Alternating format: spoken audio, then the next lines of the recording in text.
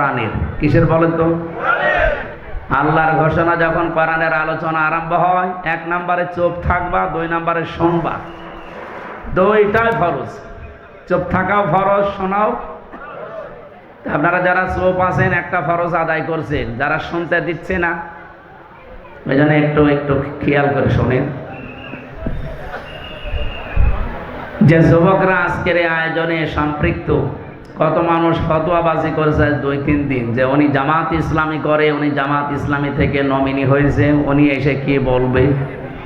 আমি আদর্শ হিসাবে বাংলাদেশে যত রাজনৈতিক দল আছে তার ভেতরে ওপেন তো বলেছি আমি জামাত ইসলামী করি। আমি জামাত ইসলামী থেকে আমাকে মনোনয়ন দিয়েছে, নমিনি বানিয়েছে। আমরা তো আর জোর করে বলি না যে আমাদের দেওয়া লাগবে। আর আমি জানতামও না, জীবনে কোনোদিন কল্পনাও করি নাই, কারণ এই রাস্তার লোক আমরা না। আমরা ছিলাম এই যে দিনের প্রচারের কাজে, সেই জায়গা থেকে এসেছি আর এখানে বসে আমরা ওই মন নিয়েই কথা বলবো। আপনারা এখন এতক্ষণ রসুলের সম্মান শুনছিলেন, যেহেতু রবিউল আউয়াল মাস, আমরা ওই কেন্দ্রিক কিছু কথা একটু যোগ করব। এটা রাজনৈতিক মঞ্চ হলে আমরা ওই কায়দায় কথা বলতাম, যেমন আমরা কর্মী সমাবেশ করি, জনসভা করি, সেখানে আমরা রাজনৈতিক কথা বলি। তো এইটা তো আর ওইরকম ময়দান না, এখানে 12 বাবার 13 ছেলে আমরা বসে আছি, এক একজনের মন মানসিকতা এক এক রকম, কিন্তু কোরআন আর সুন্নাহর বেলায় আমরা কিন্তু এক। এই জায়গায় কোনো মতপার্থক্য আছে আমাদের? যদি মতপার্থক্য আসে, দরকার হয় বাবা মা নেতা নেত্রী ছেড়ে দেব, কিন্তু কোরআন হাদিস ছাড়া যাবে? আমিও আমার ওই রকম মন নিয়েই কথা বলবো ইনশাআল্লাহ। যে যুবকরা আজকের এই আয়োজনে সম্পৃক্ত, এরা আজকে আয়োজন না করে যদি গানের আসর দিত, আপনারা আনন্দ পেতেন না? কিছু মানুষ পেত, কিন্তু এই মানুষগুলো তো আনন্দ পেত না, এরা আরো কষ্ট পেত। আমরা আনন্দ পেয়েছি কোরআনের কারণে। কিসের কারণে বলেন তো? সুতরাং কোরআন শুনতে যারা এসেছেন খুশি হয়ে বলেন আলহামদুলিল্লাহ। পৃথিবীতে আল্লাহর যত বড় বড় দয়া আর রহমত আছে, যেগুলো আল্লাহ দিয়ে নিজে খুশি হন, আনন্দ পান, কিন্তু মানুষ ওইগুলো পেলে কষ্ট পায়। তার ভেতরে 1 নম্বরে কন্যা সন্তান। এটা আল্লাহ দিতে পারলে আল্লাহ খুশি, তিনি আনন্দ পান। কারো ঘরে যদি আল্লাহ কন্যা সন্তান দান করে, কিন্তু যার ঘরে আসে সে কি খুশি না বেজার? 100 জনের প্রায় 98 জনই আমরা বেজার হয়ে যাই। এই যে কন্যা সন্তান আসলে যারা বেজার হন, এই স্বভাব কোনো মুসলমানের মুমিনের না, এটা কাফেরের স্বভাব। ওয়াইদা বুশশিরা আহাদুহুম বিল উনসা যাল্লা ওয়াজহুহু মুসওয়াদ্দা ওয়া হুয়া কাযীম। সূরা নাহালের ভেতরে নাহাল 14 পারায় নাহালের ভেতরে এসেছে, হে নবী আপনি যখন তাদেরকে কন্যা হয়েছে কথা বলবেন, দেখবেন মুখ চোখ কালো হয়ে ভরু কঞ্চিত করবে, তারা অন্তত রাগে ফেটে পড়বে। এই অভ্যাসটা কাফেরদের। কাদের? বাংলাদেশে বহু মুসলমানের ভেতরে ওই স্বভাব আছে না? আপনারা এখনো অনেকে কথা বন্ধ করেননি। আমার ভাইরা, এ পৃথিবীর শ্রেষ্ঠ মানুষ যার কথা শুনছিলাম এতক্ষণ, মুহাম্মদুর রাসূলুল্লাহ সাল্লাল্লাহু আলাইহি সাল্লাম, বলেন তো এই দুনিয়াতে তার একটা ছেলে সন্তানও বেঁচে ছিল? যে কয়টাই হয়েছিল পরপর 3 রেজাল্ট দিয়েছেন, সিবিয়ান দেননি। সিবিয়ান মানে বাচ্চা, শিশু, আর রেজাল্ট মানে প্রাপ্তবয়স্ক। কোরআনে কারীম কত সূক্ষ্ম, আপনি আয়াতটার এই শব্দটা শুনলে টের পান। আমরা তো সে জন্মের পর থেকে বিভিন্ন জায়গায় এই রবিউল আউয়াল মাস আসলে মিলাদ হয়, আর মিলাদে ইমাম সাহেব যারা এই আয়াতটা পড়ে না, এই এলাকার ইমাম সাহেব নেই, আপনি ওনারা নিয়ে যান মিলাদ পড়তে, আয়াত দিয়ে তারা আরম্ভ করবেন। মনে হয়তো গলায় সুর আছে, আমার সুর হচ্ছে না, তাই ওই সুর দিয়ে এইটাই দিয়ে আরম্ভ করবে, মা কানা মুহাম্মাদুন আবা আহাদিম মির রিজালিকুম।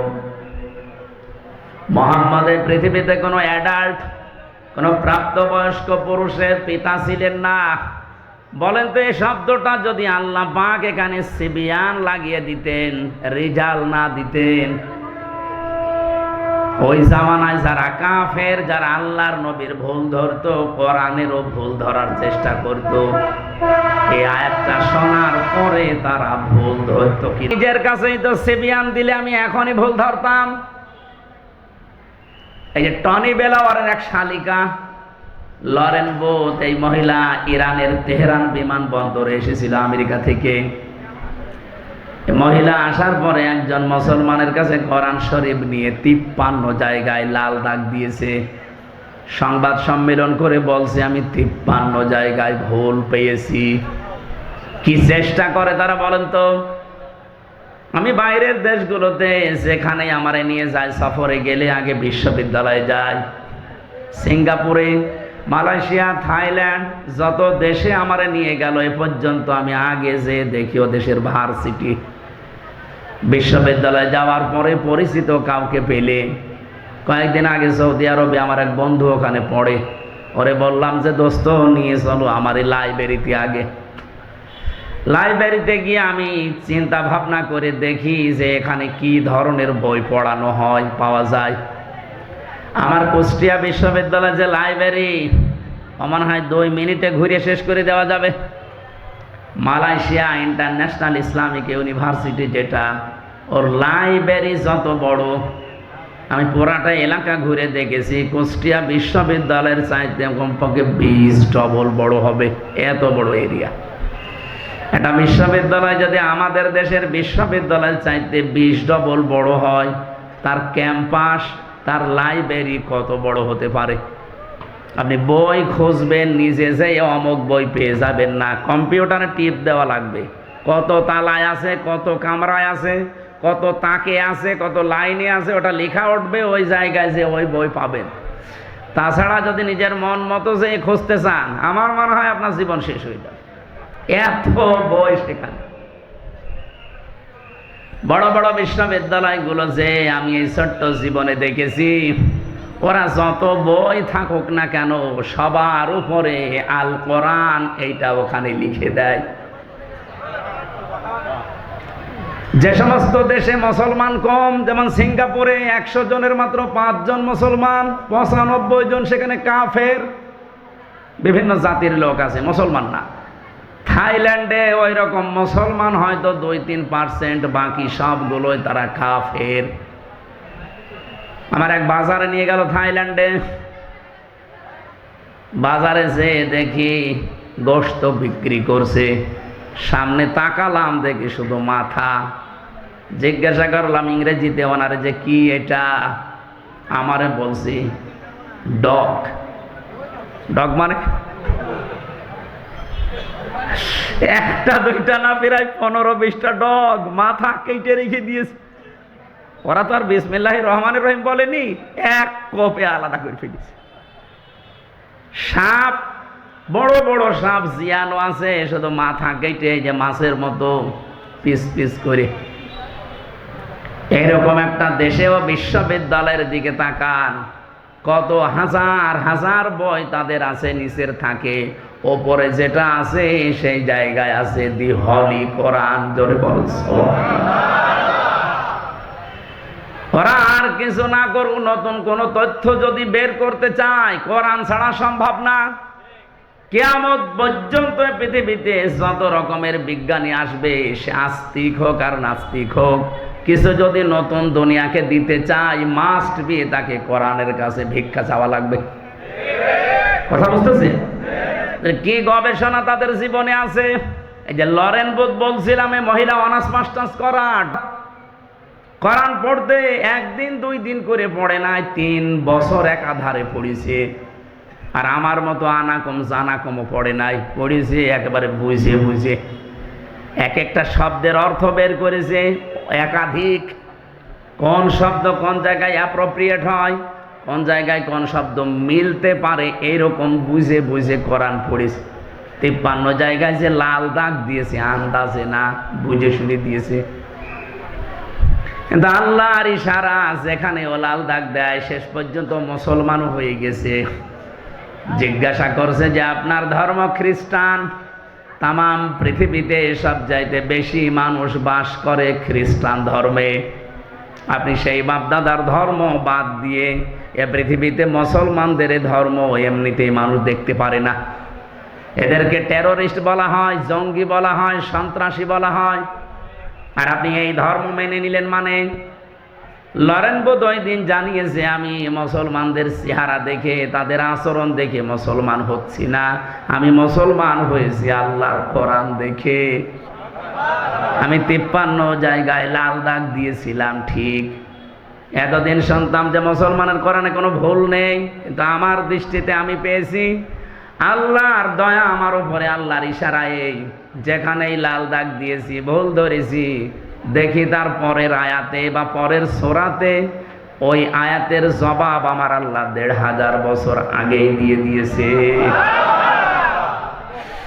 সূরা নেসার 34 নম্বর আয়াত শেষে আমি ভুল ধরলাম, এই আয়াতটাই আমার পরিবর্তন এনে দিয়েছে। আমি মনে করলাম যে এখানে যা দেওয়া আছে এটা তো বাস্তবতার সাথে মেলে না, কারণ তারা নারীবাদী, নারীদেরকে এগিয়ে রাখতে চায়। কিন্তু আমার যতটুকু গবেষণা, আমি চিন্তা ভাবনা করে বিশ্বে দেখেছি, অন্য জাতির লোকেরা আপনি দেখবেন, বিশেষ করে খ্রিস্টানরা, ওরা জাতে মাতাল হলেও তালে ঠিক আছে। আপনি খ্রিস্টান রাষ্ট্র যতগুলো আছে পৃথিবীতে তাকান, সবচাইতে বেশি খ্রিস্টান যেখানে বাস করে আমেরিকায়, তারা জাতে মাতাল হলেও তালে ঠিক। এই জন্য বলছি, সারা পৃথিবীর 257টা রাষ্ট্র আছে, সব রাষ্ট্রকে তারা সবক দিয়ে বেড়ায় যে নারীর অধিকার সমান সমান করা লাগবে, বলে না? অথচ নিজেরা এ কথা আজ পর্যন্ত মানের 144 বছর চলছে আমেরিকা স্বাধীন হওয়া, অথচ তারা আজ পর্যন্ত মানে নাই। আমি বারাক ওবামা পর্যন্ত পড়েছিলাম ইতিহাস, এরপরেই তো বারবার আসতেছে যে লোকটাই ডোনাল্ড ট্রাম্প। ও দেখতে আমার মনে হয় একটা মাতাল, ও কিন্তু রাজনীতিবিদ না, একটা ব্যবসায়ী। হঠাৎ করে এই লাইনে এসে বিভিন্ন কায়দা কৌশলে হয়ে গেছে বর্বর 2 বার। আপনি দেখবেন এরকম একটা মাতাল মার্কা লোক যার নামে নারী কেলেঙ্কারি পর্যন্ত আছে। এই কথা বুঝতেছেন? আপনি দেখেন কয়দিন আগে তার এগেনস্টে যে দাঁড়িয়েছিল কমলা হ্যারিস। এ পৃথিবীতে যদি শিক্ষিত নারী আপনি খোঁজ করেন জেনারেল লাইনে, 10 জন যদি আপনি শিক্ষিত নারীর তালিকা করেন, কমলা হ্যারিসকে একজন পাবেন। 1000-এর উপরে বিশ্ববিদ্যালয়ের লাইনে আছে, তার ভেতরে সবচাইতে উপরের বিশ্ববিদ্যালয় যেগুলো 1, 2, 3, 4 করে গণনা করা হয়, মার্কিং করা হয় একটার সাথে আরেকটা, আমাদের বাংলাদেশে একটাও সেই পর্যায়ে নেই। 1000 বিশ্ববিদ্যালয় সারা পৃথিবীতে, বাংলাদেশে তালিকায় এখনো একটাও যেতে পারেনি। তাহলে 1, 2, 3 কি গবেষণা হয় সেখানে বলেন তো? এইরকম জায়গা থেকে এই মহিলা পাশ করা, অথচ এই মহিলাকে ওই দেশের লোক গুরুত্ব দিল না, গুরুত্ব দিল ট্রাম্পকে।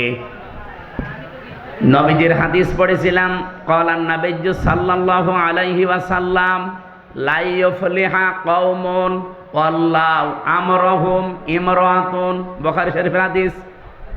ওই জাতি কখনোই সফল হচ্ছে না, হবে না। লা ইউফলিহা, মজারের আগে লান আসলে অর্থ হয় জীবনেও হবে না। এই হাদিসকে আমি এখন আমার নিজের জন্য বানাচ্ছি নাকি আমি যে দল করি ও দলের জন্য হাদিস বানালাম? আর এই হাদিস নবীজি মনে হয় বাংলাদেশে শুধু জামাত ইসলামের জন্য বলিস। নবীজি যখন ইন্তেকাল করে তখন জামাত ইসলামী ছিল? 1941 সালে দলের জন্ম। আর আমি তো আমার জন্ম হচ্ছে 1992 সালে। সেই হিসাবে হাদিস তো আমার বানানো, আমার বাবারও বানানো সম্ভব না। কথা বুঝতেছেন? কি বলি, একটু বিবেকের আয়না দিয়ে একটু চিন্তা করেন, দেখেন তো। নবীজি বললেন লাই ইফলিহা, যদি ইফলিহ বলতেন আমি অর্থ করে ফেলতাম। এই লামটা দিয়ে আমিও ঝামেলায় আছি। বিশ্বনবী নিজে গ্যারান্টি দিচ্ছেন কখনোই সফল হচ্ছে না, হবে না। কওমুন, ওই জাতি, ওই দেশের মানুষেরা, ওয়াল্লাহু আমরাহুম ইমরাতুন, যারা তাদের এই পৃথিবীতে দায়িত্বভারগুলো সব মহিলাদের হাতে ছেড়ে দিয়েছে। অন্য কোন দিকে না দিয়ে আপনি আমেরিকার সাথে মিলান, ওরা জাতে মাতাল, ওরা আল্লাহ বিশ্বাস করে না, নবীজি বিশ্বাস করে না, কিন্তু এই কথাটা দেখেন পঙ্খানু 144 বছর মেনে চলছে। ওরা যে আজ চর্ম চোখের দৃষ্টিতে আমরা দেখছি আজ দাঁড়িয়ে গেছে সফল, ওরা এই কারণে। এর আগে একজন ছিল হিলারি ক্লিনটন, তাকেও দায়িত্ব দেয়নি, কমলা হ্যারিস তারেও দেয়নি। মাতাল, মদ খায়, তাতে কি আছে, তারে দেন, কিন্তু পুরুষ মানুষ। ওরা নবীর কথা মেনে আজ দাঁড়িয়ে যায়, আর আমরা আজ 54 বছরের ভেতরে অর্ধেকই গেছে আমাদের সব সিদ্ধান্ত মেয়েদের উপরে। আপনি উল্টা দিকে না গিয়ে আমার উপর রাগ করে লাভ আছে, হাদিসটা তাহলে বাদ দিয়ে দেন। আজকে সিদ্ধান্ত নেওয়া যায় না হাদিস শোনার পর যে জীবনে যতদিন বেঁচে আছি কোনো মহিলার পেছনে থাকবো না। ঠিক মানে তো শুধু সামিয়ানার নিচে ওয়াজ তো হয়ে গেছে, আবার কি ওয়াজ করবে? এইটা যদি আমরা এবার মেনে নিতে পারি, সত্যি সত্যি ইসলামকে আপনি দেখতে পাবেন এবার কোরআন দিয়ে দেশ চলছে। কোন মহিলা আমার সামনে আসতে পারবে না, আমার সামনে পুরুষ মানুষ আসুক। মানে মেয়েদের ছোট করলেন, আপনি কি আল্লাহ রাসূলের চাইতে মেয়েদেরকে বেশি ভালোবাসেন?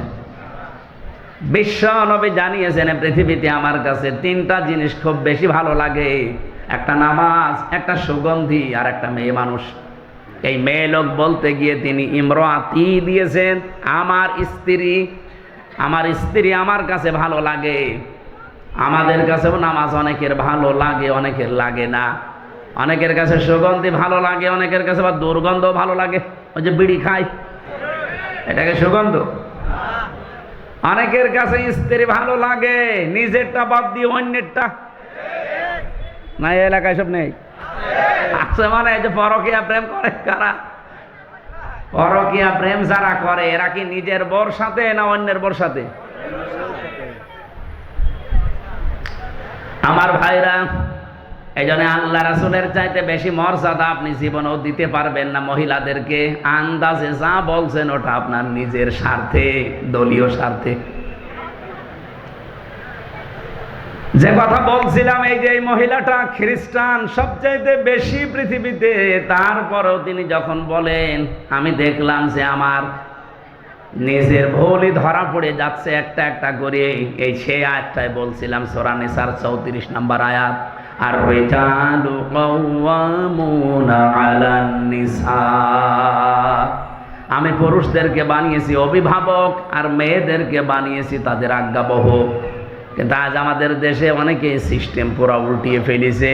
মেয়ে লোক এখন রাজমিস্ত্রি আর আমরা যোগাইলে। স্বামী এখন অধিকাংশ পরিবারে আর স্বামী নেই, মানে হুকুমের দাস হয়ে গেছে।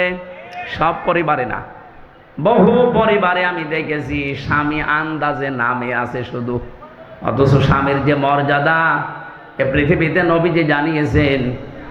আল্লাহ বাদে যদি সেজদা দেওয়া জায়েজ থাকতো, মেয়েদের কানের কাছে মুখ নিয়ে বলতাম যে স্বামীর পায়ে সেজদা দাও। এত মর্যাদা আল্লাহর পরে আল্লাহ যাকে দিলেন, সেই স্বামীকে আজ অনেকেই আছে গোলামের মতো ব্যবহার করে। গোলাম মার্কা স্বামী আছেন কারা? হাত তোলেন তো। এলাকা তো অনেক ভালো, আলহামদুলিল্লাহ।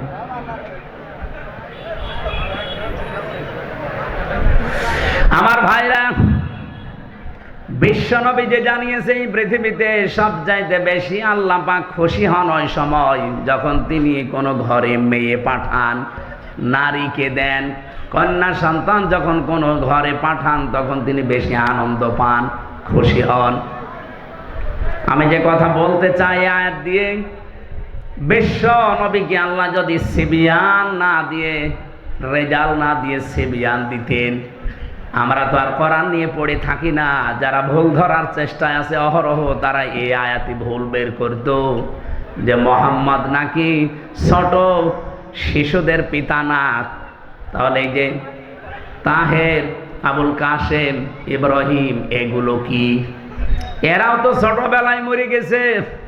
আল্লাহ এমন শব্দ চয়ন করেছেন এই জায়গায়, সিবিয়ান দেননি, দিয়েছেন রেজাল।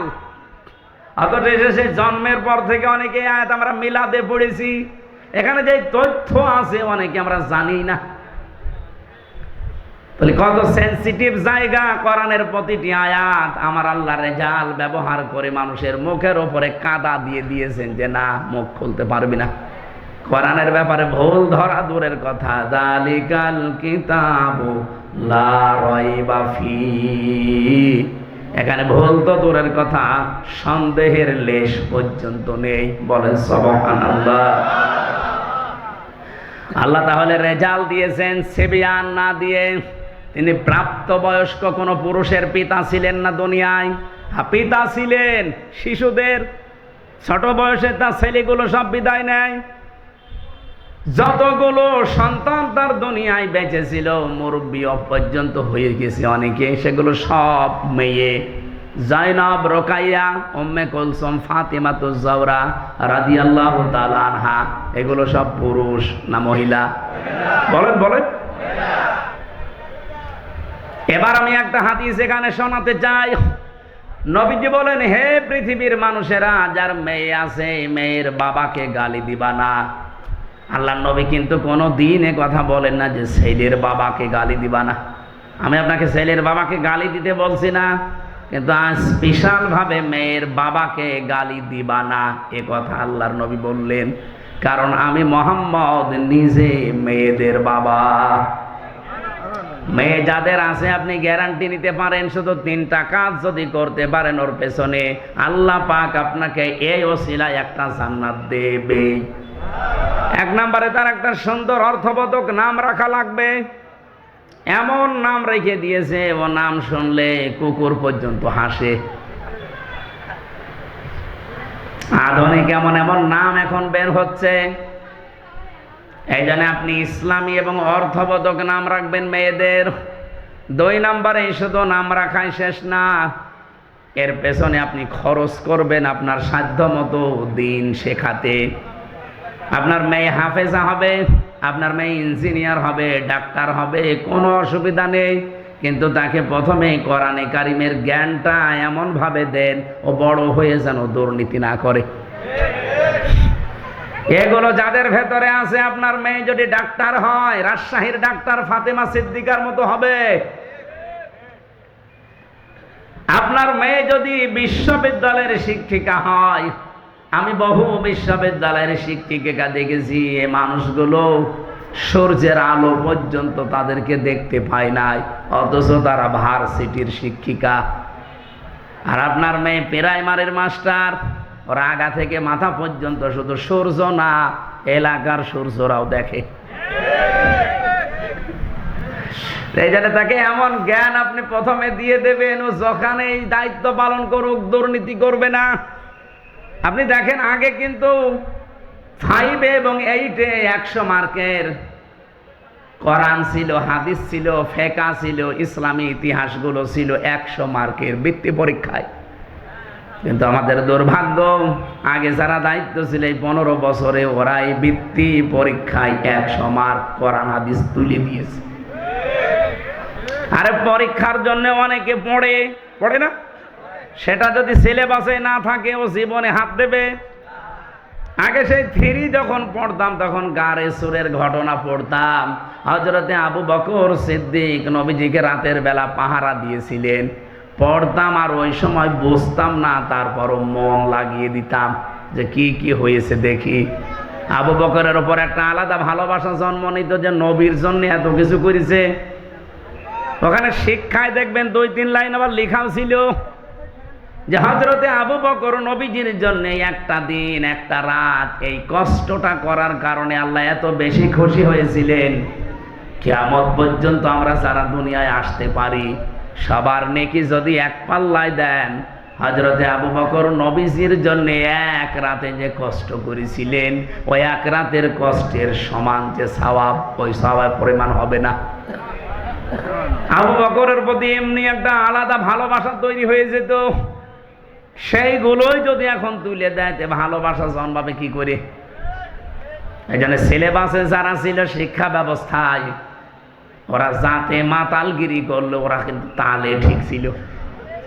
আপনি দেখেছেন যে কয়েকজন মানুষ দায়িত্ব পালন করেছে, নুরুল ইসলাম নাহিদ, ডাক্তার দীপুমণি, আর এই যে চট্টগ্রামের নওফেল, এগুলোর লেখাপড়া কোন জায়গায়, এগুলো প্রোটেকশন কোন জায়গা থেকে?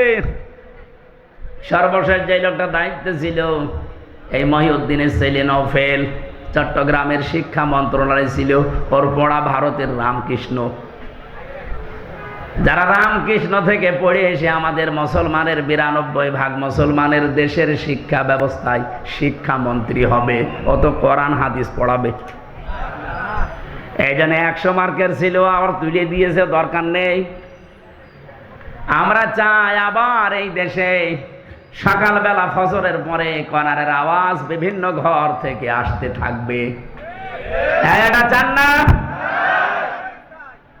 খালি আসলে, আজকে আসার পরে প্রায় 4-5 জন বাচ্চা এসে বলছে মাথায় হাত দেন, দোয়া করেন। কি দোয়া করব? বাচ্চাগুলো খারাপ হয় ওই সময় যখন মায়ের পেট থেকে দুনিয়াতে আসে, কারণ এই 10 মাস 10 দিন মায়ের পেটে থাকাকালীন ও অনেক কিছু ওখান থেকে নিয়ে আসে। বিজ্ঞান এখন প্রমাণ করছে 6 মাস যখন মায়ের পেটে মানুষের হয়ে যায়, তখনও দুনিয়ার কথাবার্তা শুনতে পায়। এখন 6 মাস আপনার স্ত্রীর পেটে সন্তান বয়স হয়ে গেছে, আপনার স্ত্রী বসে বসে এমন সিরিয়াল দেখতেছে যার ভেতরে শুধু আল্লাহ রসুলের কথা। ওইটা দেখে আর ওর ভেতর থেকে তো সব শুনতেছে, ওইটা প্র্যাকটিস করে, আসার পরে ঠিক ওইটা আচরণ করে। বলে দোয়া চাই আমার কাছে, হুজুর দোয়া করেন আব্দুল কাদের জেলানির মতো ছেলে চাই। আব্দুল কাদের জেলানি এমনি হবে? সম্মানিত মা বোন যারা এসেছেন, শুধু ওয়াজ শুনতে আসা না, এখন থেকেই পরিবর্তনের নিয়ত করে বাড়ি যাবেন। হযরতে আব্দুল কাদের জেলানি রহমতুল্লাহ আলাইহি যে মায়ের পেটে এসেছিলেন, আপনি সেই মায়ের জীবনী পড়ে দেখেছেন কোনদিন? আমি কারাগারে থাকতেই 3 বছরে গুরুত্বপূর্ণ যে বইগুলো পড়ে শিক্ষা নিয়েছি, তার অন্যতম প্রোডাক্টিভ মুসলিম, কারাগারে রাত দিন, আর এই যে আব্দুল কাদের জেলানি রহমতুল্লাহ আলাইহির জন্ম। এত সুন্দর করে সেখানে শিক্ষামূলক বিষয়গুলো তুলে এনেছে। সন্তান পেটে রাখা অবস্থায় যদি ওগুলো পড়তো, তাদের ঈমানও বৃদ্ধি হতো জয়নাব আল গাজালির মতো।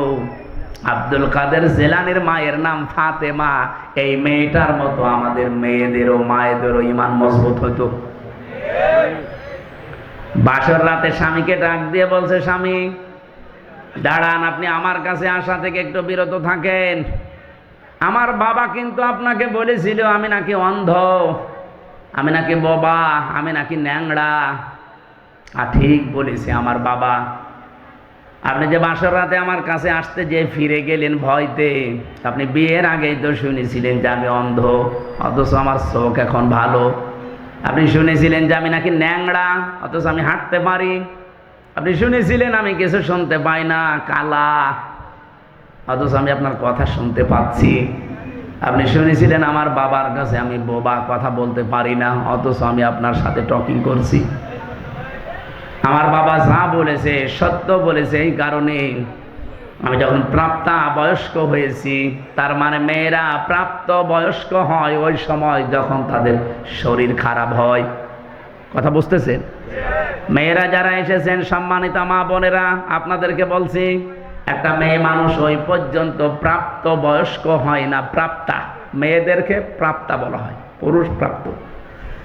যতক্ষণ তাদের মাসিক না হয় বা ওই শরীর খারাপ না হয়, যখন শরীর খারাপ হয়ে যাবে, সে 9 বছরে হোক, 12 বছরে হোক, 15 বছরে হোক, যখনই শুরু হবে, ওই দিন থেকে শুরু করে জীবনে আর কোনো দিন আপনি ওই মাসে 3 দিন, 5 দিন, 7 দিন বাদ দিয়ে নামাজ বাদ দিতে পারবেন না। এই মাসলাটা বুঝেছেন কিনা বলেন? তাহলে মেয়ে লোকের নামাজ ফরজ হওয়া যেদিন শরীর খারাপ হয়েছে ওই দিনের পবিত্র হওয়ার পর থেকে, তার শরীর খারাপ হওয়ার পর থেকে নামাজ শুরু।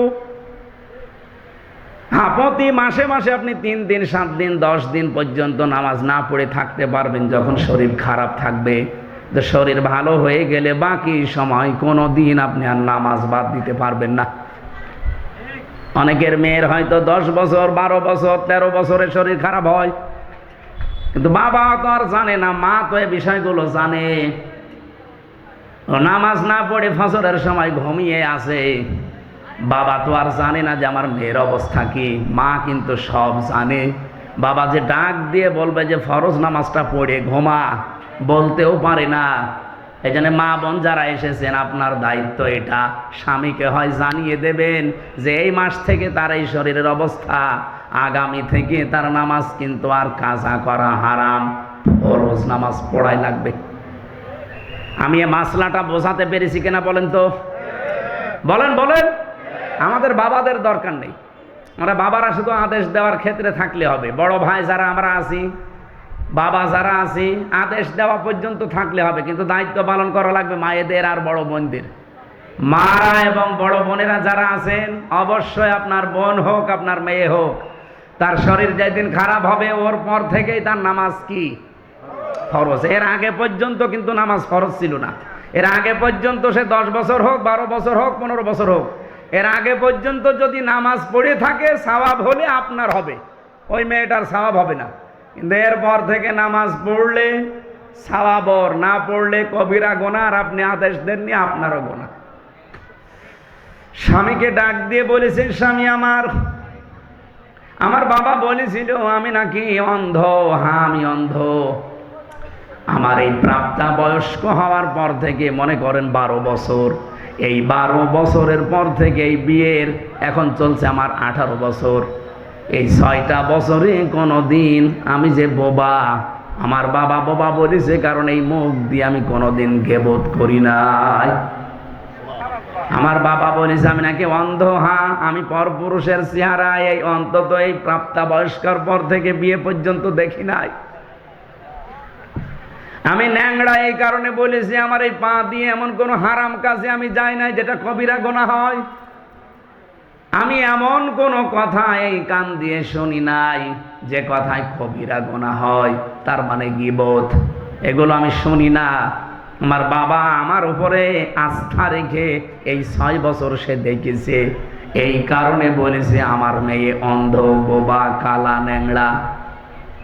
আসলে আমি ওই রূপকর্তে এগুলো ছিলাম, বাস্তবে আমার শরীর সব ঠিক আছে। শুকরিয়া আদায় করলেন। বাসর রাত শেষ করে বউকে নিয়ে বাড়িতে গেলেন বাবার, কারণ এতদিন তিনি শ্বশুর বাড়িতে কাজ করে খেতেন 10 বছর। সর্বশেষ আমি তার জীবনী পড়তে গিয়ে বেশি, এই মায়ের পেটে এসেছিলেন হযরতে আব্দুল কাদের জেলানী রহমতুল্লাহ আলাইহে। এত বড় চরিত্রের অধিকারী তার মা, এর পরেও তিনি মায়ের পেট থেকে এসে মাত্র 6 বছর তার বয়স, মা তাকে নিয়ে গেছে মাদ্রাসায় পড়ানোর জন্যে। ওস্তাদ ডাক দিয়ে বলছে, বাবা বলো বিসমিল্লাহির রহমানির রহিম, আলিফ বা তা সা। হযরতে আব্দুল কাদের প্রথমেই প্রশ্ন করলেন, উস্তাদ বিসমিল্লাহির রহমানির রহিম এর মানে কি? উনি অর্থ বললেন যে এখানে আল্লাহর নামে শুরু হচ্ছে, যিনি রহমান, যিনি রহিম, দয়াশীল এবং ক্ষমাশীল। আলিফ বা তা সা। উনি বললেন এর অর্থ বলেন। ওস্তাদ বলছে আলিফ বা তা সার কোনো অর্থ নেই। আব্দুল কাদের বলে, হুজুর যে জিনিসের মানে হয় না, অর্থ হয় না, ওটা পড়ি আমি সময় নষ্ট করি না। ওস্তাদ চিন্তা করছে কি ছাত্র পেলাম। তুমি জানো আলিফের মানে? জানি, আমি মায়ের কাছ থেকে শুনেছি। কি আলিফের মানে? আমি এতদিন ছাত্র পড়াই, আমি জানি না। তোমার মা কি বলিয়েছে দেখি বলো তো। উনি আলিফ দিয়ে শুরু করলেন আয়াতুল কুরসি। আল্লাহু লা ইলাহা ইল্লা হুয়াল হাইয়ুল কাইয়্যুম। তেলাওয়াত করতে করতে প্রায় 18 পারা পর্যন্ত তিনি পড়েছিলেন। আয়াতুল কুরসির ভেতরে আমার আল্লাহর 10টা ক্ষমতার কথা আছে, তিনি ব্যাখ্যা পর্যন্ত মায়ের কাছে পড়েছিলেন, শুনেছিলেন। এগুলো শুনলেন, বললেন ওস্তাদকে। ওস্তাদ কাঁদতে কাঁদতে বেহুশ হয়ে গেছে। হোশ ফেরার পরে ডাক দিয়ে বলছে, কি মা কয় তোমার? পর্দার আড়াল থেকে মাকে জিজ্ঞাসা করলেন, আপনি এই ছেলেকে মনে হয় কোনো জায়গায় পড়িয়েছেন, এখন নিয়ে এসেছেন আমার কাছে পরীক্ষা করার জন্যে? মা বলছে, না, এই প্রথম নিয়ে আসলাম। কি বলেন? আপনার এই ছেলের তো আল্লাহর পরিচয় ব্যাপক আয়ত্ত আছে, এমনকি কোরআনে কারিমের 18 পারা পর্যন্ত তার প্রায় মুখস্থই করা আছে। বয়স মাত্র 6 বছর। কয় বছর? 18 পারা মুখস্থ হয়েছে 6 বছরের বাচ্চা। তার মানে আমার মেজ মেয়েটা এখন 6 বছর ফারিহা, এতটুকু বয়সে কোরআন মুখস্থ করে ফেলেছে প্রায় 18 পারা।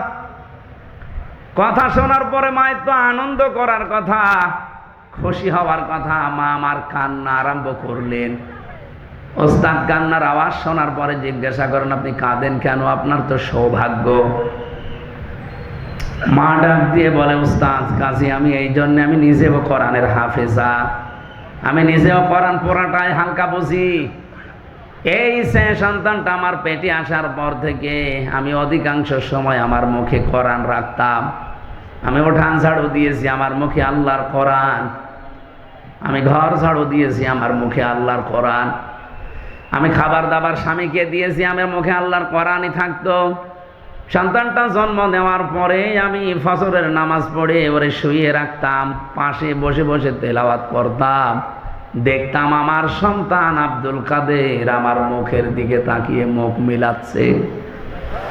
আমার আফসোস হচ্ছে এই কারণে, আমি যদি আর একটু কষ্ট করে প্রতিনিয়ত 30 পারায় তাকে পড়ে পড়ে শোনাতে পারতাম, আমার এই ছোট সন্তান এতটুকু বয়সে কোরআনের হাফেজ হয়ে যেত। ও পাবনার মা বোনেরা, সন্তান এমনি আব্দুল কাদের জেলানি হয়।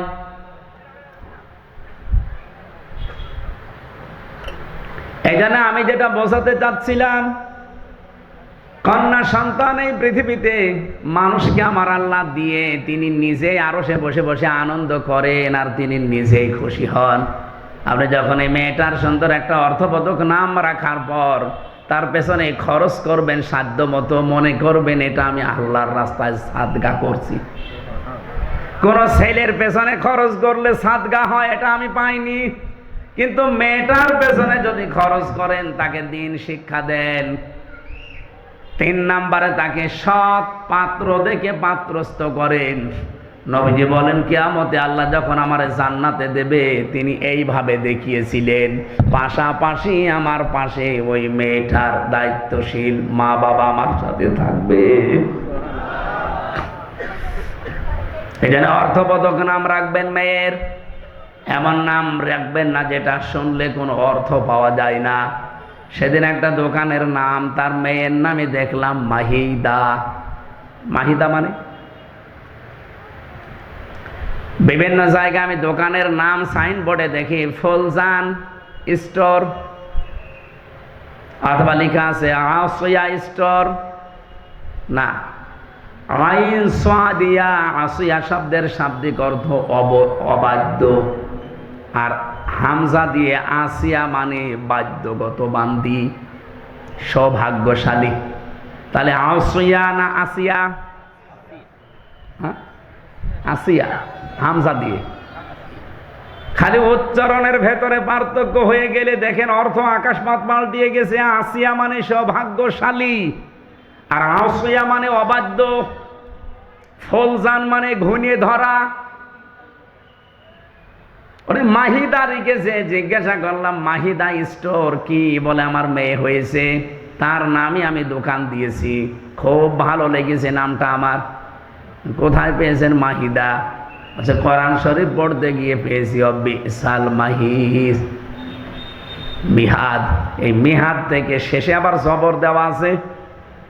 আমরা বললাম মেহাদ মানে জানেন? মেহাদ মানে জাহান্নামের নিকৃষ্ট স্থান।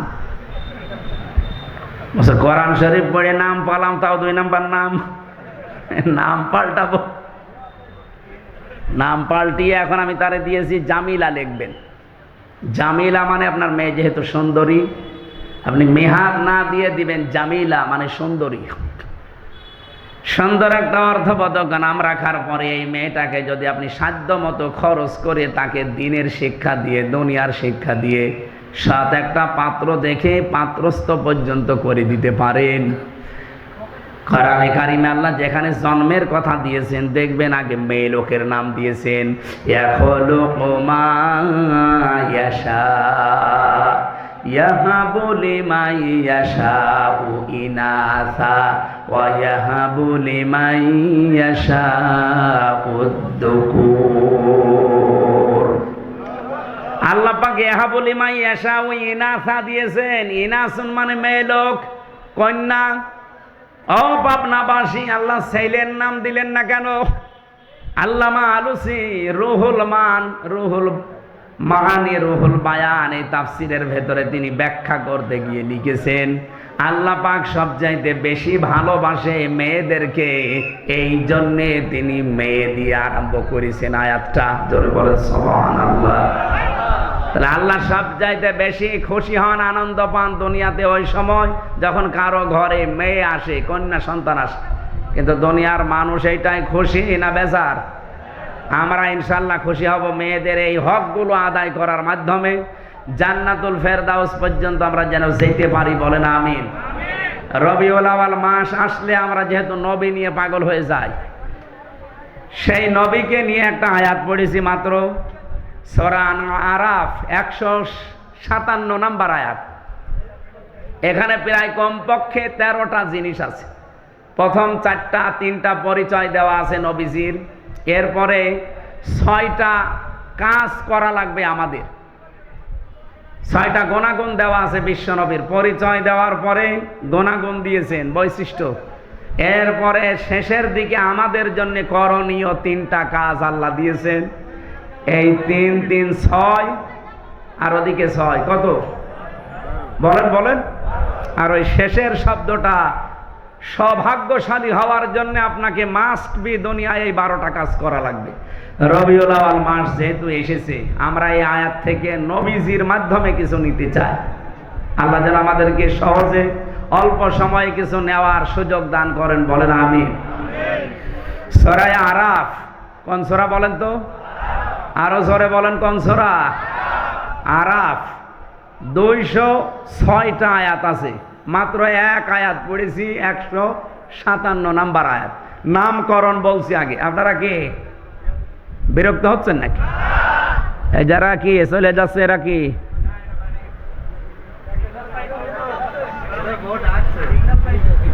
আমার ভাইরা একটু খেয়াল করে শুনবেন, তাফসীর মাহফিলে কথা বলতে হলে একেবারে এটা নামকরণ থেকে আরম্ভ করা লাগে।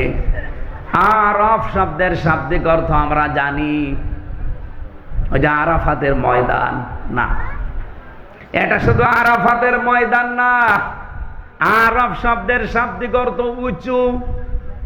এটা জান্নাত এবং জাহান্নামের মাঝখানে একটা দেওয়াল দেওয়া আছে, এই দেওয়ালটার নাম হচ্ছে আরফ। নবীজি বলেন কিয়ামতের দিন আল্লাহ কিছু মানুষকে এখানে বসিয়ে দেবেন। এ মানুষগুলো জান্নাতেও যেতে পারবে না, জাহান্নামেও যাবে না। এদিকে তাকান, খুব গুরুত্বপূর্ণ একটা পয়েন্ট। এই ছেলে বসো। সাহাবী প্রশ্ন করলেন, হে নবী, এরা জান্নাতে যাবে না, জাহান্নামেও যাবে না, ওই জায়গায় থাকবে কতদিন? নবীজি আর বলেননি যে কতদিন। আপনি টের পাচ্ছেন? জান্নাতেও আপনি যেতে পারবেন না, জাহান্নামেও যাবেন না। হ্যাঁ, ওই প্রাচীরের ওপরে দাঁড়িয়ে থাকা লাগবে। কতদিনে আর নেই, সীমা নেই। আমাদের কারো কপাল যদি ওইরকম হয়ে যায়, কেন হবে সেই কথাটা বলে আমি তাফসিরে যাচ্ছি। বিশ্বনবী বলেন আল্লাহ তাদেরকে জান্নাতে দেবে না মাত্র একটা কারণে, ওর নামাজ রোজা পর্দা পুশিদা সব ঠিক ছিল, কিন্তু পরিবারে ওর বউর সাথে আচরণ ভালো করত, মার সাথে আচরণ ভালো করত না। দুনিয়ায় মায়ের হক আদায় করে নাই ঠিক মতো, এই কারণে আজ ওই জায়গায় দাঁড়িয়ে আছে। ও জান্নাতে যেতে পারছে না। তাহলে জান্নাতে যাওয়ার বাধা কিন্তু আপনার মা বাবা। আমার মনে হয় এখন মা বাবা যারা প্যান্ডেলে বসে আছে এরা আনন্দে আত্মহারা যে হুজুর আরো বেশি দিন বেঁচে থাক। আরে মা বাবা আপনারও তো কিছু দায়িত্ব আছে। ওই যে সন্তান হওয়ার পরে তার সুন্দর অর্থবোধক নাম রাখার পরে তার দিনের শিক্ষা দেওয়া। এই কথা বলেন না কেন? আপনি কি শিক্ষা দিয়েছেন যে আপনি মা বাবা আল্লাহর পরে আপনার স্থান সে ছেলে জানেই না? কয়েকদিন আগে একটা জানাজা দেখছিলাম ভিডিওতে। এই বাংলাদেশের সুদর্শন পুরুষ নামে একজনের নাম শোনেননি? ও যদি সুদর্শন পুরুষ হয় আমি কি কি জানো নাম ওর? অ্যাডলফ। আমি মনে করছিলাম অ্যাডলফ হিটলার মনে হয়। এই শয়তানের জানাজার নামাজে আমি দেখলাম ও বাবা মারা গেছে, জানাজা পড়ছে, এইভাবে তুলে দাঁড়িয়ে আছে। এখন যে কোনো দেখি সালাম ফেরান লাগবে তাও জানে না। অ্যাডলফের মতো সন্তান আপনি জন্ম দেন, ও যতই সুদর্শন পুরুষ হয়ে বাংলাদেশ কাঁপিয়ে যাক, আল্লাহর কসম কিছুদিন পরে দেখবেন তার মাকে বৃদ্ধাশ্রমে রেখে এসেছে। কারণ আজ হাজারো বৃদ্ধাশ্রমে নিজে খোঁজ নিয়েছি, নিজে গেছি, যে দেখেছি দিন শিক্ষায় শিক্ষিত যারা তাদের মা বাবাও বৃদ্ধাশ্রম অনেক আমি পেয়েছি। এটা শুধু ওই ছেলেটার কারণে না, এটা হচ্ছে তার বউর কারণে। অধিকাংশ 190 জন মা বাবা যারা আজ বৃদ্ধাশ্রমে থাকে তাদের খোঁজ খবর নিয়ে পাশে বসে কথা শুনলে দেখবেন চোখের পানি ফেলতেছে, হাও মাও করে। আমি যে কিশোরগঞ্জে পেয়েছিলাম, কিশোরগঞ্জ থানা, ওইটা হচ্ছে নীলফামারী জেলা। আমি যে দেখলাম দুই পাশে মা আর বাবা বসে আছে, প্রায় 25 জন 50 জন। একজনের কাছে একটু মাথা কাজ করে বললাম, কি বাড়ি কোথায়, কি করেন, কেন এখানে এসেছেন? হাও মাও করে আমার হাত চেপে ধরে হাও মাও করে কাঁদতেছে এই বাবাটা আর মা। বলছে, একজন বলছে আমার 2টা ছেলে থাকে, একটা আমেরিকায় আর একটা ইংল্যান্ডে, আর একটা ছেলে আমার এই দেশে আছে, সে বড় ডাক্তার। 3টা ছেলে প্রতিষ্ঠিত। আমার ছেলেদের আমি দোষ দেই না, সেই রকম দোষ হচ্ছে আমার বৌমাদের। ওরা এমন ভাবে কড়াকড়ি করে, শেষ পর্যন্ত বাড়িতে 5টা রুম আছে, একটা রুমে আমাদের এই বুড়ো বুড়ির জায়গা হয় না, টাকা পয়সা পাঠাই, এই বৃদ্ধাশ্রমে আজ পড়ি আছে। আমি অনেক দিনের শিক্ষায় শিক্ষিত মানুষের মা বাবাকেও পেয়েছি। সত্যি কথা বলবো তো অসুবিধা কি?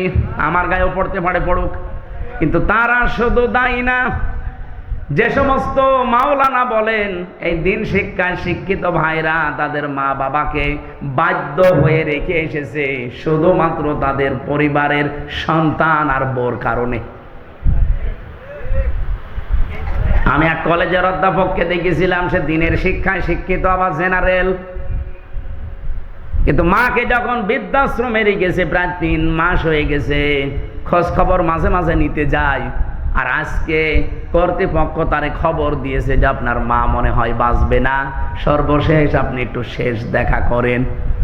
উনি যে দেখি হাওমাও করে কাঁদছে মায়ের পায়ের কাছে বসে।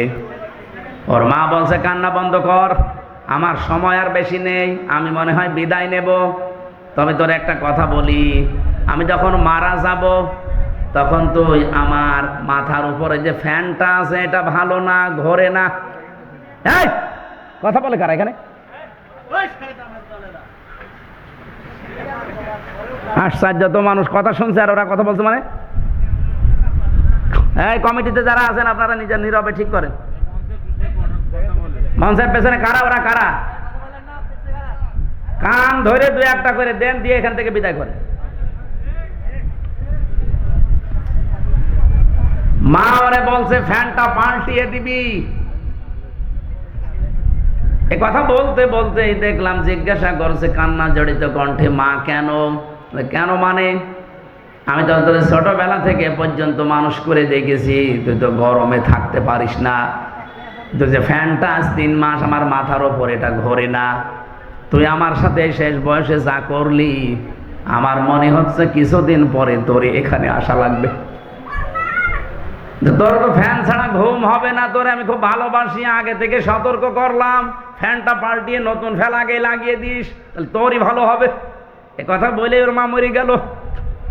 আমার বলছে হুজুর মন খারাপ, আমি দেখতে গিয়েছিলাম ওটা ওই চট্টগ্রাম বিভাগে। মন খারাপ করবেন না, আমার ওপরে আপনি গালি দিয়েন না, রাগ করেন না, এ দোষ শুধু আমার একা না। আমিও আপনার মতো দিনী শিক্ষায় শিক্ষিত, আমি কলেজের অধ্যাপক, আমি জেনারেল থেকে অনার্স মাস্টার্স করেছি, আমার 2টা ছেলে মেয়ে আছে, আমার মা 3 মাস এখানে পড়ে আছে, মাঝে মাঝেই মাকে আমি খরচ দিয়ে যাই, কিন্তু সাধ্য মতো দিতে পারি না। বউ আমারে বলেছে এই বুড়ি যদি বাড়ি থাকে তোমার ভাত আমি খাবো না। আমি তো বউকে তালাকও দিতে পারলাম না ওই বাচ্চার মুখের দিকে তাকিয়ে। শেষ পর্যন্ত মাকেই রেখে গিয়েছিলাম, আজকে মা আমার চিরদিনের মতো চলে গেল। আমার বাবা সেই ছোট্টবেলায় মারা গেছে, বহু কষ্ট করে এ পর্যন্ত আমি পৌঁছিয়েছিলাম। খুব অবস্থান ভালো না আমার, যাই আছে আমি চলতে পারতাম, কিন্তু আজকে আমি এমন একজনকে হারালাম যে দুনিয়ায় আমার নাম ধরে ডাকবে সেরকম মানুষ এখন আর নেই। বলেন তো জেনারেল শিক্ষা বলেন আর ধর্মীয় শিক্ষা বলেন, মা বাবাকে বৃদ্ধাশ্রমে রেখে আসার পেছনে আমি যতটুকু দেখছি, আমি তো একেবারে কম ঘুরি না, যতটুকুই দেখছি সবচাইতে বেশি ভূমিকা পালন করে বাড়ির বউগুলো। 100টার প্রায় 98টা পরিবারে আজ বউ শাশুড়ির মিল নেই। ছোটখাটো জিনিস নিয়ে তাদের মনের দূরত্ব, শরীরের দূরত্ব এত বেশি, শেষ পর্যন্ত স্বামী যারা আমরা আছি আমরা মানসিক রোগী হয়ে যাই। বউর দিকে একটু ভালোবাসা দেখালে আমার নাম পড়ে যায় আমি বউ পাগল। মা বাবার কথা শুনতে গেলে ওদিকে শ্বশুর শাশুড়ির মন তো পাওয়াই যায় না, বউ বলে ফেলে তোমার বিয়ে করার দরকার কি। আমি কি বেশি বললাম? হ্যাঁ, এটা বাংলাদেশে নেই। এই 2 চাপা কলে পড়ে হাজার হাজার স্বামী আজ আমরা মানসিক রোগী, কিছু বলতেও পারি না, সইতেও পারি না। এ ঝামেলায় আছেন কারা? হাত তোলেন দেখি, তোলেন।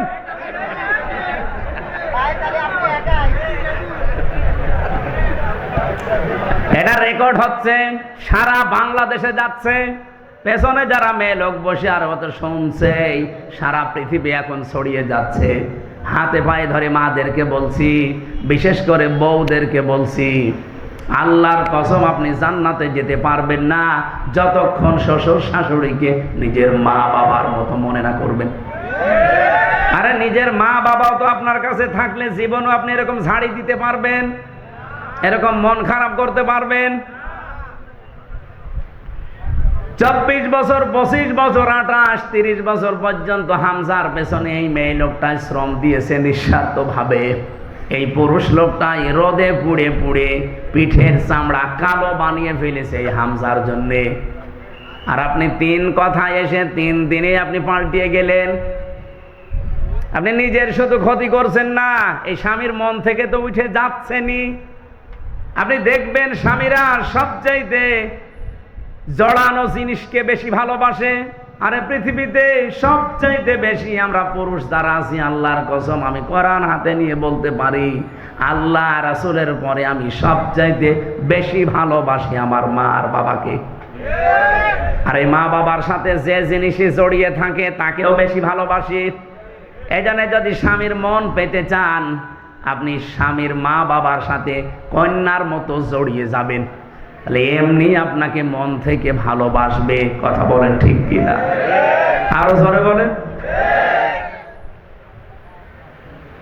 আমার ভাইরা, বিশ্বনবী মুহাম্মদ রাসূলুল্লাহ সাল্লাল্লাহু আলাইহি সাল্লামকে আল্লাহ যেই কথাগুলো আমাদের মাধ্যমে এবার জানাবেন, সূরা আরাফ থেকে যেহেতু পড়েছি, আপনি আরাফ থেকে এই প্রাচীর নামক জায়গায় মনে করেন এখন দাঁড়িয়ে আছেন, আপনার বিচার চলছে। আপনাকে আল্লাহ জান্নাতে দিচ্ছে না শুধুমাত্র মায়ের কারণে, বাবার হক আদায় না করার কারণে। সাহাবী প্রশ্ন করলেন, হে নবী, আমার মা বাবার কারণে না আমি জান্নাত যেতে পারলাম না, জাহান্নামে আল্লাহ দিচ্ছে না কোন কারণে? বসেন বসেন একটু একটু, এইটাই আমার মূল বিষয়, নাই তো আমি পয়েন্ট পর্যন্ত আসতাম না। এদিকে তাকান। সাহাবী প্রশ্ন করার সঙ্গে সঙ্গে নবীজি বললেন তাকে আল্লাহ জান্নাতে দিচ্ছে না মা বাবার কারণে, আর জাহান্নামে দিচ্ছে না, লোকটা আর যাই করুক দুনিয়ায় দিন কায়েমের জন্য চেষ্টা করত। তাহলে দিন কায়েম করা এটা কিন্তু ফরজ, এটা নফল কাজ না। যত ফরজ আছে দুনিয়ায়, এই জমিনে আল্লাহর দিন কায়েম করা, নামাজ রোজা হজ যাকাত দান সাদকা এর চাইতেও বড় ফরজ। কারণ দিন কায়েম না থাকলে আপনি নামাজের হক আদায় করে নামাজ পড়তে পারবেন না, দিন কায়েম না থাকলে আপনি জাকাত ভিত্তিক অর্থনীতি পাবেন না, দিন কায়েম না থাকলে আপনি পর্দাশীল মহিলা খুঁজে পাবেন না। এখানে কোরআনে কারিমে আমি যতটুকু স্টাডি করে দেখলাম, আমি তো সে ছোটবেলা থেকে এর সাথে লেগে আছি, আমার এই মাথার ভেতরে কোরআনের যতটুকু জ্ঞান আছে আমি দেখেছি সব ফরজের বড় ফরজ আল্লাহর জমিনে দিন কায়েম করা। আদম নবী থেকে আমাদের নবী পর্যন্ত কত লক্ষ নবী হতে পারে বলেন?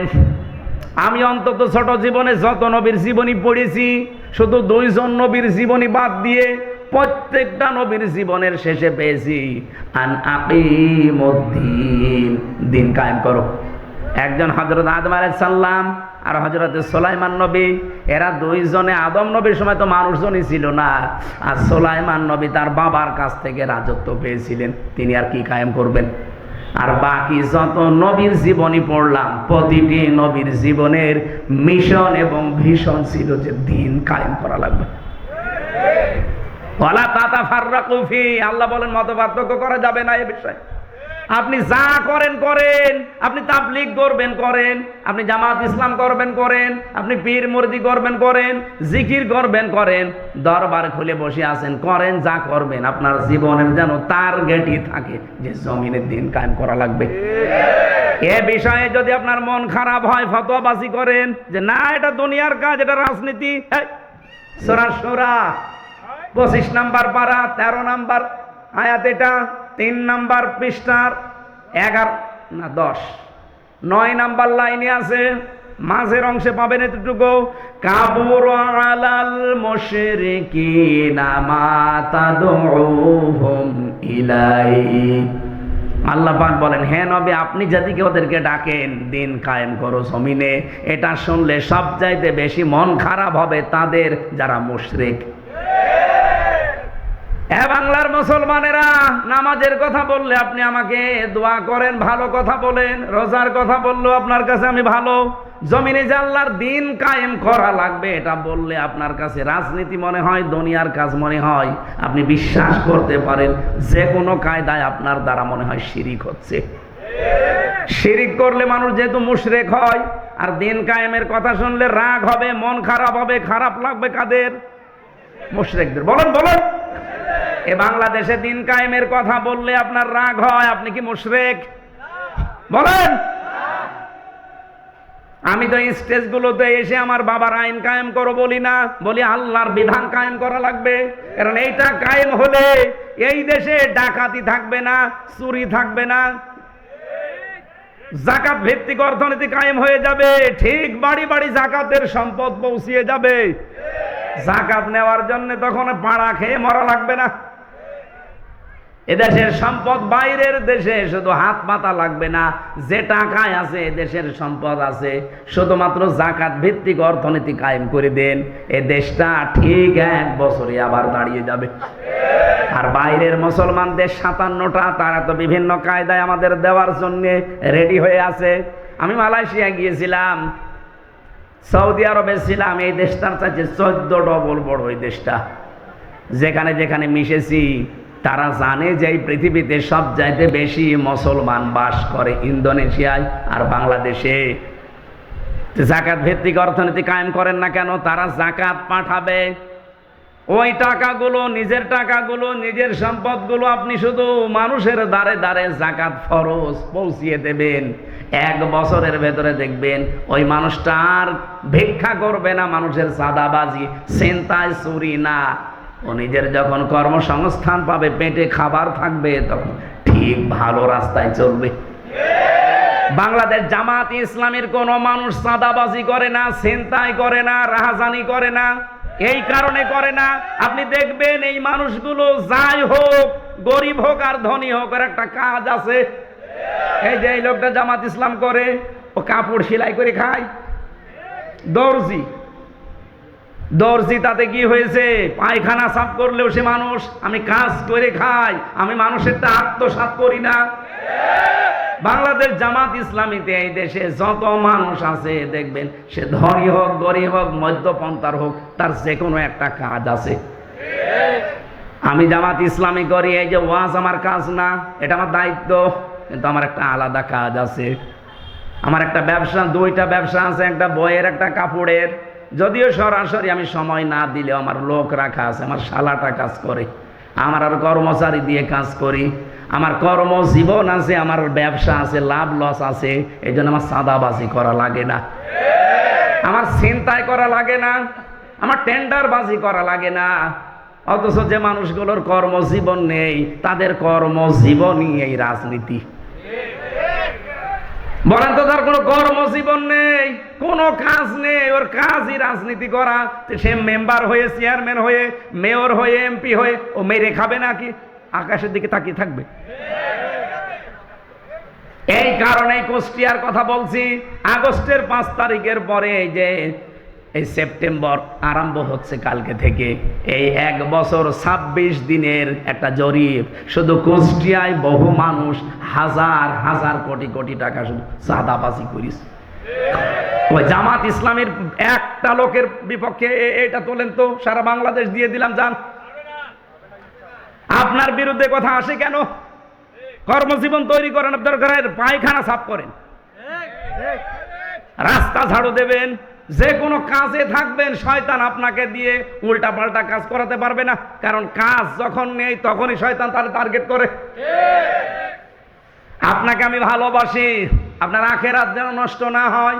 আরে ভাই, চাঁদাবাজি করে হয়তো আপনি 2 কোটি টাকার মানুষ হবেন, আপনার চাইতে আরো 5 কোটি টাকার মালিক ছিল অনেকেই, কিন্তু এখন বাড়িতেও থাকতে পারে না।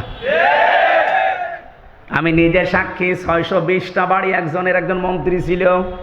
আগে যিনি মন্ত্রী ছিল, ভূমি মন্ত্রী, আপনার ডিলু, উনি তো কবরে চলে গেছে। ওনার পরে একজন হয়েছিল চট্টগ্রামে বাড়ি, সাইফুজ্জামান জাভেদ।